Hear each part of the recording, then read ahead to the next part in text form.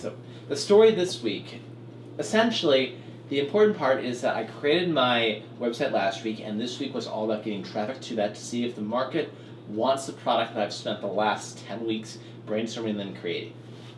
And following along with the book, Tim says that the best way to micro-test your product in this fashion is with a service called Google AdWords. This allows you to take specific keyword phrases and have your website appear as an advertisement on the first page of Google search results. So this involved several steps. First, I had to create my AdWords account, and then I had to go through and write the advertisement, select the keywords I wanted to appear for, and then after all of that campaign stuff was set up, I had to monitor it and get the stuff that was working really well to work even better and get rid of the stuff that didn't work. As far as setting the campaign up, this was actually something that I did last Friday because I was traveling for the eclipse on Monday and Tuesday. And really, this was just following along with forums and watching the tutorials. The tutorials were a bitch to find, by the way. It was menu after sub-menu after sub-menu, but that's beside the point.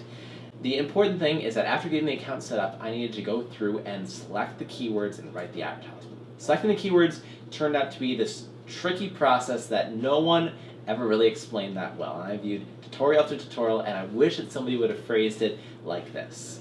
You get 4 metrics on Google's Keyword Planner tool. Because the keywords are the things that you select, you get the keyword phrase, the amount of search traffic, the competition, and the bid. Those are the only 4 things that you get to decide. The keyword phrase is the most important part. You want it to be buying specific traffic, not just browsing traffic. So rather than selecting something like rock climbing, you want to select something like best rock climbing fitness program. Because if someone is searching best rock climbing fitness program, they are looking for a program and they want to buy it. If they're searching for rock climbing, they could be looking for rock climbing gyms near them, or the rock climbing Wikipedia page, or any other thing related to rock climbing. We want qualified traffic, as Tim talks about in the book. And then, after getting the specific search terms, the buying specific search terms, you want the most traffic as possible because you're going to be capturing a portion of that.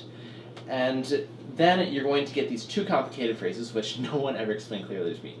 Competition and bids. Competition and bids you can think about like an eBay auction, because that's essentially what Google AdWords is.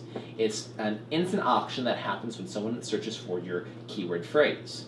And if there are lots of people competing for a listing on eBay and there is a really high bid and you want to bid a low amount, you're probably not going to win the auction. But if the opposite's true, you're probably going to win it. So the ideal key phrase would be buyer specific with lots of traffic, and it would have low competition and a low bid. But really, it doesn't make a difference whether the competition is high or low or the bid is high or low, because you can set the custom bid amount specifically. And Tim recommends no more than 20 cents per click, because Google AdWords, if I haven't mentioned already, is done on a PPC basis, pay per click. So you only pay when somebody clicks on your ad.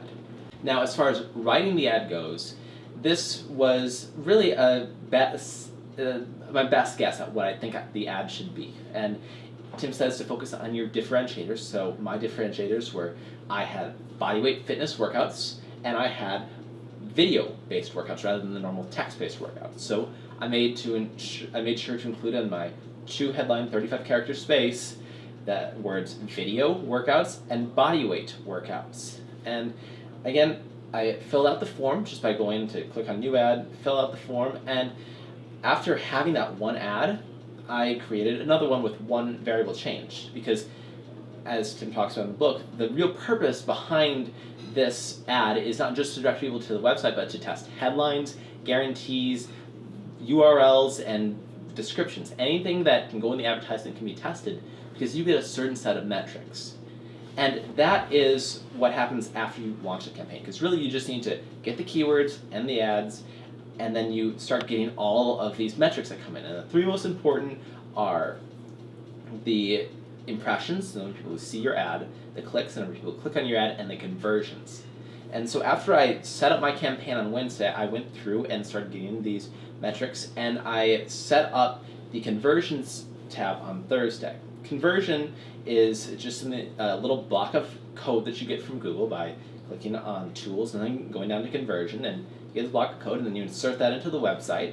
And essentially, it just says if somebody clicks on your ad and reaches a specific page on your website, it counts as a conversion. So I put that on the thank you page for people after they signed up.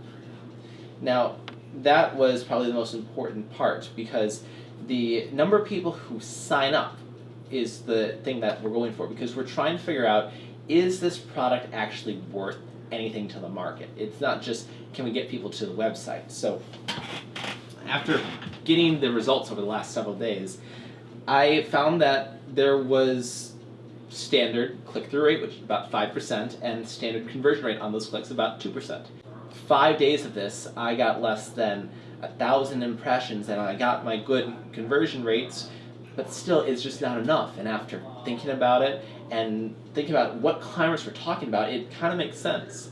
Climbers don't go into climbing with the idea of training for it. For them, rock climbing is a fun thing, and their version of the workout is just showing up to climb. They don't want to train for climbing outside of that.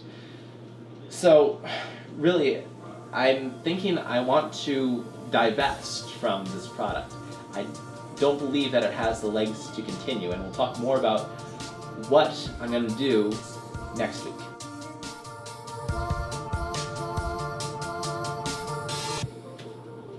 Thanks for getting back. Something like that.